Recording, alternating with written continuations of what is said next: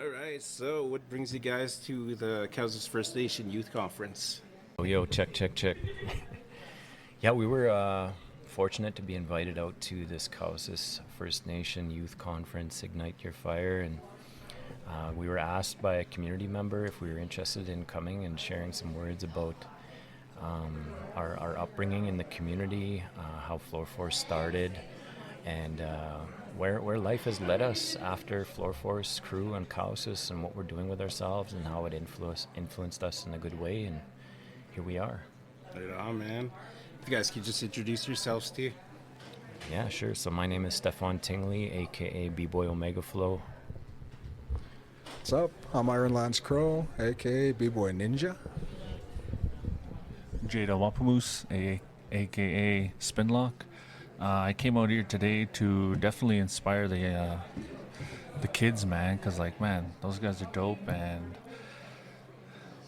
it takes a lot for me just to come out here too, to get over my insecurities and however I feel, right? But I think it's bigger than that to come out here and show them what we really did when we were as a kid growing up on the res. And it's not always boring, man. You gotta make it fun. You gotta do activities. You gotta get out there, dude. So if there's anybody that is interested in some of that stuff, man, there's internet now. There's tons of shit to go look on and stuff. So check it out, man. Just get out there, reach some friends. Definitely get a friend involved. It makes it so much better, man. So I got a couple questions for you guys. So how did you get into breakdancing? Oh, I love that question. Anybody else want to take this, or you want me to rock with it? The way that I got into breakdancing was like I shared on stage. You know, one day I left school, high school in grade 9, and I seen all my friends getting together, talking and laughing about trying something new. And that new thing was some dance moves that were recorded on VHS tapes. And my bros were talking about going over to Iron Lance's house and trying these movements out. And at first I was kind of laughing about it and joking, and I wasn't buying it. I was like, oh, this isn't gonna last, this is gonna be hilarious. So I tagged along with the bros, and we went over to his house and we moved the furniture around and we put these tapes on.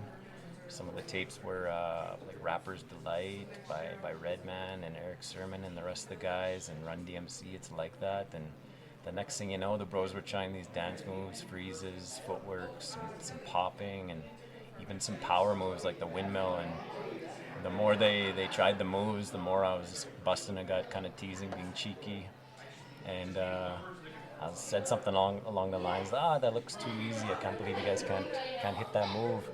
And they were like, well, why don't you get up and try it then if it's so easy? So I was like, okay then. I was being cocky and cheeky at the same time. And the next thing you know, I kicked my legs and I tried to do the move, and I almost hit one of the moves they were doing, which was a windmill, and I heard them all react at the same time. And it was in that moment, hearing that reaction, that my brain's neural networks were like, hold on a second, there's something here. You almost did that wild move that they were doing that felt good. And I went from being the guy who was cheeky teasing all the time to being like, in that moment, when are we going to practice again? If I seen them after school, when are we going to get together and practice those moves? So it just kind of snowballed from there. Right on, man. That's crazy how we had to source things back in the day, eh? Oh, VH tapes. yeah. Remember when everyone was getting like N1 tapes, like skateboarding, breakdancing. Couple of websites that really played in for us afterwards. Style too old. Yeah, we were downloading videos on dial-up. Man, that took forever just to see like a 10 to 15 second clip. Some good old Napster and all that. Yeah, Put that's on how we some got our break beats beats. and leave them for the LimeWire. day. Yeah, Winamax, Kazaa, holy bear share. Crazy, Well, man. that first move there was like windmills. And I remember when you first went over, normally when you see people do trying to do some windmills and breakdancing, they'll start on your side, kick up over, land on your belly. Now I remember we're all kind of righties when we would try our thing there, and I remember bro would go up and get to the windmill, and you get to that belly portion, but his left leg just made it under to what we weren't doing, and then we're like, oh, that's it right there, that's it, like, oh man. So we went with it, and windmills was a really a favorite for us after that. Oh man. Everybody has to learn the windmills, man. And now you guys can just do them like Like ease. Yeah, it was one of those things you had to have down. Like it was a pride thing too. Like if our heart latched onto a move, we just kind of like followed it until like we aligned ourselves with it and could do it like continuous forever. And then we would try to graduate to the next move so that we could make combos using those movements. Nice. So what inspires your style and moves? For myself, what inspires your style? That is such a cool question. It is.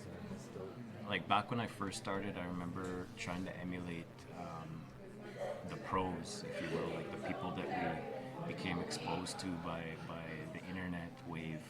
You know, when we would see people from, say, like SoCal, like Southern California on videos on the internet, we would try to emulate like the power moves and the freezes that they did, not understanding that, like, you know, there's unwritten copyright to certain movements too, but we were so young that we were just like, anything we seen we were trying to do, until we became privy or knowledgeable about, like, you know, the unwritten rules of like copying moves and stuff like that, and how important it is to create your own moves. So like back in the day, my style was inspired by who I was around, so that's definitely like these guys sitting at the table. Like I remember always getting inspired by what they were trying to do, and how swift they would like move their feet and say like footwork or top rock, and that would inspire me. But then there was the higher level inspiration of like seeing people that were years beyond what we were trying to do and trying to like get to that level.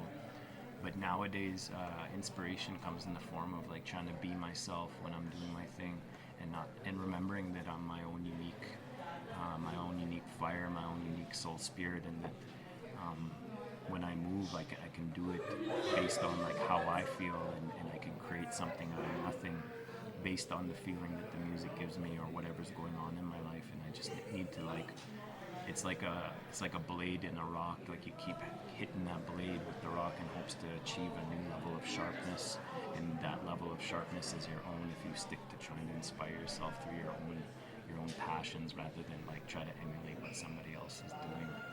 So yeah, with regards to style and moves, like back in the day, it was inspiration from my bros and videos we've seen, but nowadays it's all from the heart, and knowing that, you know, there's other professionals and people that are even younger than me that are on another level of doing it, but to always try to channel that inner energy so that I'm my own unique being when I move.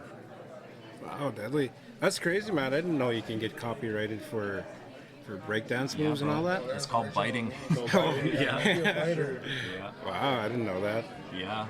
Back in the day, like even before breaking, like there's certain like hip hop songs that I remember hearing, and like once I became privy or knowledgeable to the term biting, I'm like, oh, that's what they're talking about when people copy their style. Like as a lyricist or a rapper, they say people are biting their style, or they're the way they dress, and they're essentially copying like the way they talk or the way they dress to their competition.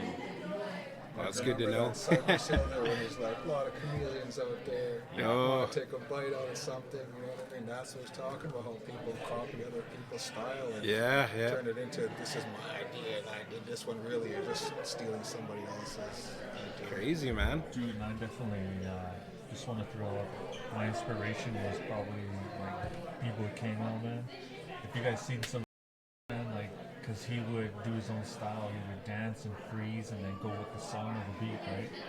So that really inspired me. I was the mainly dancer on the dance crew because, like man, doing power and stuff, that takes a lot of energy, strength. Like that's some stuff I didn't have, right? So I had to go on and on as my own. So we practice downstairs in the basement all the time, just simple moves, 6 steps to your basic stuff, and then you just gradually get better at it, and then you start twisting it up, and you know, just kind of like that girl off the Olympics. Don't judge her, man. That's your style, bro. So, I don't know, man. Good old bunny hop. Yeah, don't bite your style. Yeah, don't bite that one. Yeah, man. I imagine breakdancing takes a lot out of you, eh? Big time. Good workout. Yeah. All right, so who are your biggest influences in the breakdancing community?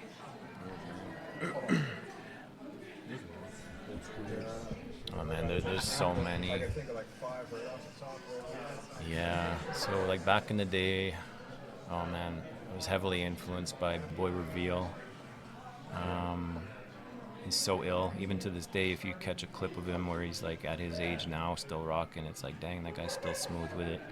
B-Boy Remind from Style Elements crew. Super ill dancer.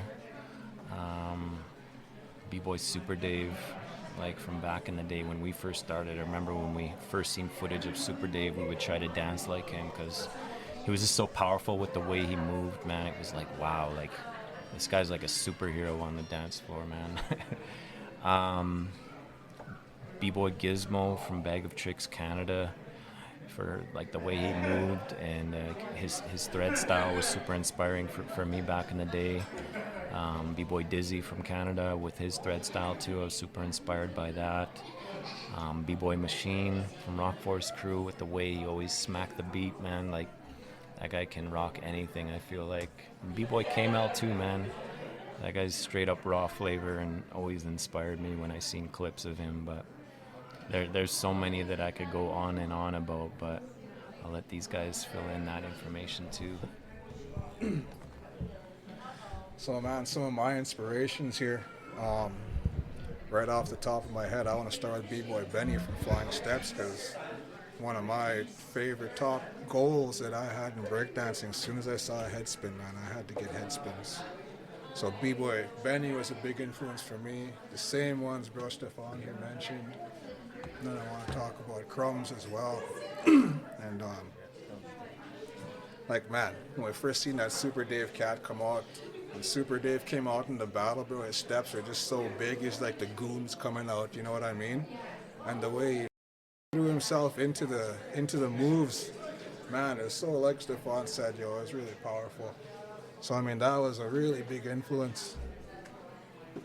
And then we would go travel around and meeting other people. Like that chick in there said she knew Benny and the boys from around town here.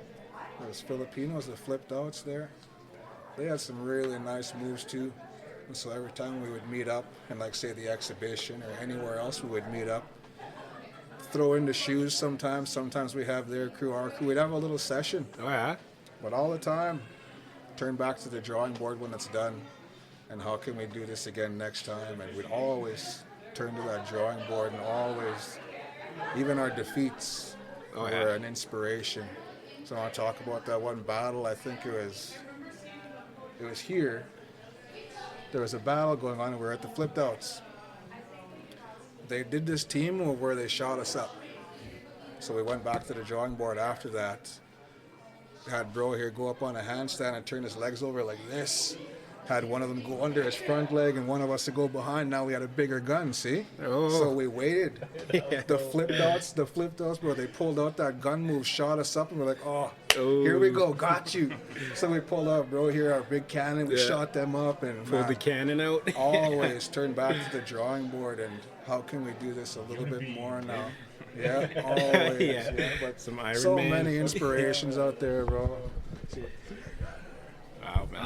I can't really say too much that these guys already said about the inspirations. It's kind of weird now that because like all of us have similarities about the same b-boys, and but I think what really lit a fire up under my ass was probably Skill Force. Is that how you say their name in Saskatoon? Man, when we went to battle them, man, dude, when we didn't even know, man, that was hype.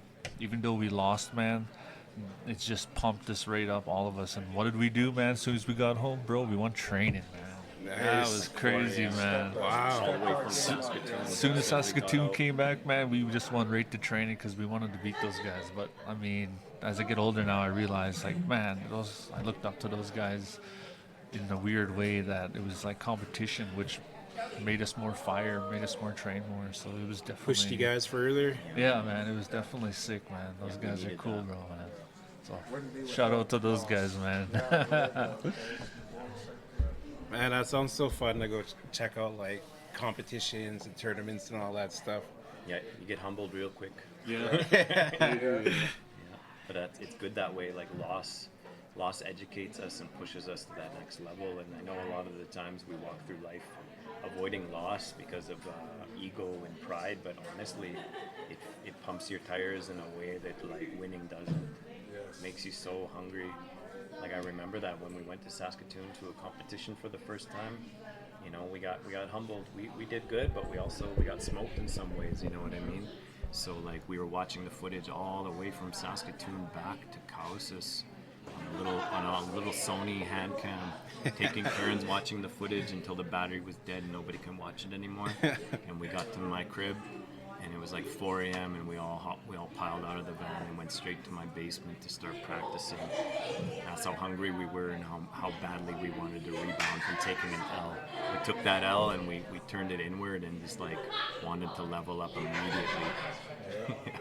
Nice, man. Never stop after a loss or anything. Never go into discouragement.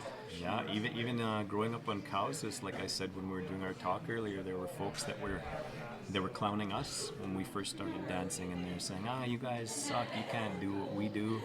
And they were good.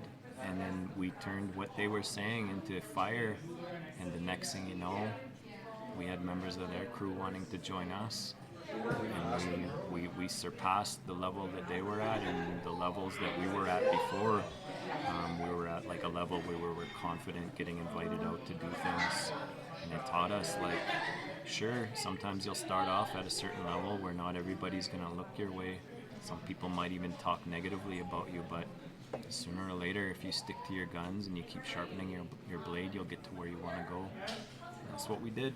No doubt, man. I remember when I first moved to Cowessess, like, must have been about grade 9, and everyone's like, "Go check out Floor Force." And I was like, "What's Floor Force?" And they go, "Breakdancing crew." I was like, "Wow, they have that out here?" Because like I was just fresh out of the city, It's still kind of a city boy. I was like, "Wow, they got breakdancing out here. That's awesome." That's cool. That was so cool. And that's the kind of some of the things that I still kind of hear nowadays is other people you wouldn't even have known were watching. They're telling us now when I see some people like, "Man, I remember you guys would be doing that, and I thought it was the coolest thing." Yeah. But in that day, they're amused on the inside, you know what I mean? So even myself or us too, we didn't really know like a lot of people were watching as much as they were. But even now, we're still kind of amazed, like. And it was all like word of mouth too, because there wasn't like social media and all that. Yeah, like you just said. Yeah, word of mouth. Yeah. Yeah, one thing that kind of caught me by surprise is when like you start having conversations with people you haven't seen in a while, or maybe even us, like when we didn't see each other in a while, we get these stories that we're hearing like, I was in this city and all of a sudden this guy came up to me saying he was in Floor Force and he didn't know who I was, and we're like, "What? Are you serious?" And it's like people are saying they're us, and it trips us out because we're like, holy cow, like our impact was like that. Like people are saying they're us and they're not even us. Wow, that's right. Like that's some interesting influence that we had that I don't think like we truly acknowledged back in the day when we were younger, because like we were in the hype too and just trying to enjoy it and still trying to like we were still trying to level up, but there were things going on that we didn't exactly notice in the moment that like later on we're like, oh snap, like people were influenced that way. It's amazing. No doubt, man. And now you guys are influencing the youth to get into it. You guys got videos and like advice on your Facebook page too, eh?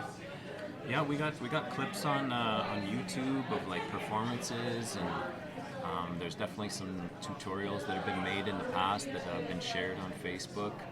But yeah, we have a Floor Force Facebook page, and like we're always like, our ears always open if people want to learn. Like we're open to setting things up, or if somebody's like maybe a solo dolo like individual and they just want to like find somebody to like give them some advice. Like we're always open to like taking inboxes that way if people want to like get information or maybe some resources on how to learn. But honestly, like the times are so different that like you can go on YouTube and just like write B-boy, B-girl tutorial for whatever move and you'll get like 1 million results. But no doubt, man. I got everything online now. Exactly. Like I can go on YouTube and learn some things that I was never able to do, you know what I mean?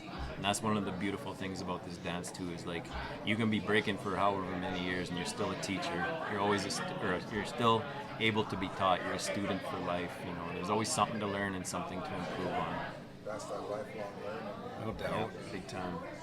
All right, I got one more question for you guys. Can you share any tips for beginners? Do some stretching, you know, I my body's okay till this day. Like maybe the wrist a little bit, but other than that, man, we stretched every time we began breaking, and then sometimes we didn't, but I'd say stretch for sure. I'm gonna have to go and I'm gonna say, just like I said out there, whether there's any criticism or anything, you are your own person. If you like it, you do it. You know what I mean? You keep on doing it. Don't follow with anybody else saying you can't do it. You know what I mean? Because that's not gonna help. Like bro over here said, the future, the youth, those are what we need to be building up right now. And whatever they're gonna do, I would say always pursue it and never mind what anybody else says or thinks. No doubt, man. Yeah, that's great advice. I would say if you're serious about learning, find a mentor, find a teacher if you can. If you can't, reach out online, see if somebody's willing to take you under their wing. Because they're going to show you the ropes and point out the things that you probably wouldn't realize as a beginner. I would also follow up with don't take no for an answer. Pursue your dreams. That gets said a lot, but honestly, don't take no for an answer. If you got a goal or your own unique flavor of wanting to do something, do that. Cook your own recipe, make your own world. This world is I'll use Minecraft as an example. It's so modifiable and shapeable and shiftable, and video games have always been a part of my life, and they've always showed me that there's so many possibilities out there in this world. So don't take no for an answer, and pursue what you want out of this life. It's yours. You have your own unique spirit, your own unique fire, and let the world see and feel what that's like, and you'll appreciate it afterwards. Yeah, I think that's what I would say to the next gen. Oh, be original, don't bite. No doubt. Alrighty, man. I'd like to thank you guys for taking the time to come and have a good chat with me. It's Floor Force Crew. Make sure you guys check them out on Facebook. Yo, shout outs to Paradise Radio, Cowessess First Nation. It's an honor and a privilege to be here. It's the community that raised me, man. Keep up the good work with the youth. Hope to be a part of it again with these fellas. Much love. Mo estás? Nananaskaman. All right, Ironland's Crow. Love you guys. See you later. Keep it up. Don't take no for an answer like you're told. Yeah, it's a good radio station, man. So if you're tuning in, leave it. Come on, turn it up. It's Paradise Radio 98.1 FM.